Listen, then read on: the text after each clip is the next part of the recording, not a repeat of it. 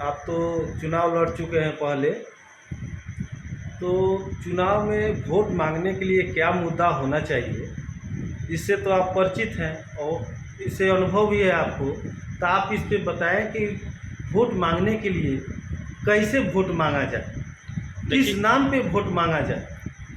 देखिए धर्मेंद्र जी, जी आपका क्वेश्चन है कि जनता के बीच कैसे जाया जाए, जी जी, किस आधार पर वोट मांगा जाए। बिल्कुल बिल्कुल। तो मैं आपको ये चीज़ बता देना चाहता हूँ, जी राजनीति जो ये हमारे भारत के अंदर जो होती है, जी तो राजनीति कुछ अलग हट के होता है। जी राजनीति की जो बातें होती है वो संविधान से आधारित बातें नहीं है। नहीं। जैसे अभी के माहौल में मैं ये देख रहा हूँ, बैकवर्ड, फॉरवर्ड, अगड़ा, पिछड़ा, दलित, महादलित, अल्पसंख्यक, मंदिर, मस्जिद, इस सब बातों पर वोट को पोलराइज करने के प्रयास राजनेताओं ने करते हैं।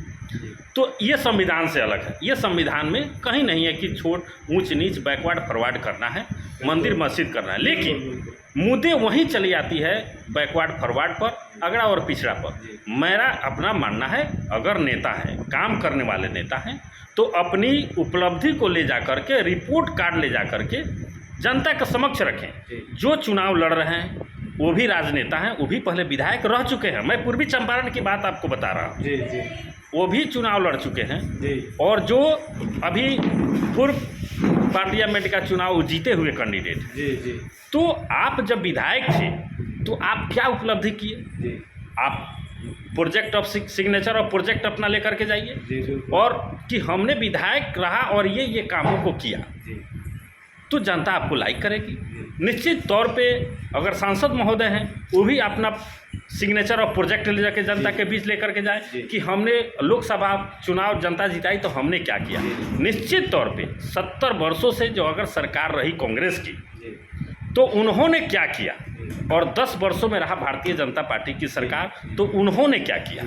समक्ष बात है, अगर 70 वर्ष वाले पहले बेहतर काम किए हैं और 10 वर्ष वाले अच्छे काम नहीं किए, तो निश्चित तौर पे जनता पहले की सरकार को चुन लेगी।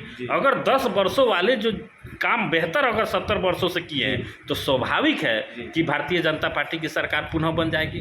तो अपनी रिपोर्ट कार्ड ले करके जाएं और जनता के समक्ष रखें कि मैं बेहतर काम किया हूँ, 70 वर्षों की मेरी कांग्रेस की सरकार थी, ये काम की, जिसके समर्थन में मैं चुनाव लड़ रहा हूँ, इससे बेहतर करूँगा। लेकिन मैं ये जरूर बताना चाहता हूँ कि समाज में ऊंच नीच और बैकवर्ड फॉरवर्ड की जो ये आग लगाने के प्रयास राजनेता न करें तो बेहतर होगी, अन्यथा आने वाला समय बहुत बुरा हो जाएगा। इसीलिए आग्रह मैं राजनेताओं से आपके माध्यम से, आपके द्वारा, आपके पूछे हुए क्वेश्चन के द्वारा मैं आगाह करना चाह रहा हूँ कि आप लोग जाइए और अपनी रिपोर्ट कार्ड लेकर के जाइए और जनता के समक्ष रखिए। बेहतर रहेगा तो जनता मतदान करेगी, अन्यथा नहीं करेगी। एक सवाल और आपसे। जी बताइए। जो सवाल मैंने आपसे पूछा है, ये सवाल जनता को प्रतिनिधि से या प्रतिनिधि के आदमी से जो जा रहे हैं उनके पास मिल रहे हैं, उनसे पूछना चाहिए कि नहीं? बिल्कुल बिल्कुल, आपका ये राय सही है कि अगर जनता के बीच में अगर राजनेता जा रहे हैं तो उनसे सिग्नेचर ऑफ रिपोर्ट पूछा जाए, प्रोजेक्ट जी, कि आपका प्रोजेक्ट क्या है जी, आप क्या कर सकते हैं, आप क्या किए हैं कि मेरे दरवाजे पे आए हैं, और क्या कारण है कि मैं दूसरे जो पहले जीते उनको मैं वोट न दूं। हाँ। ये मुझे बताइए, ये ज़रूर बताना होगा। निश्चित तौर पे ऐसे करेंगे तो जनता भी लाइक करेगी और सोचेगी कि चलिए अच्छा व्यक्ति है। लेकिन ऊंच नीच भगवान को गाली दे दीजिए, कभी मंदिर तोड़ने की बात, कभी मस्जिद तोड़ने की बात कर दीजिए, एक पक्ष को खुश करने के लिए सारी बातों को रख दीजिए, ऐसे समाज बिखर जाएगा और टूट जाएगा। आप तो चुनाव जीत जाएंगे, लेकिन हमारा समाज अगर टूट जाएगा तब पुनः नहीं जुट पाएगा। इसलिए आग्रह है कि सही बातों को अपने समक्ष को रखें।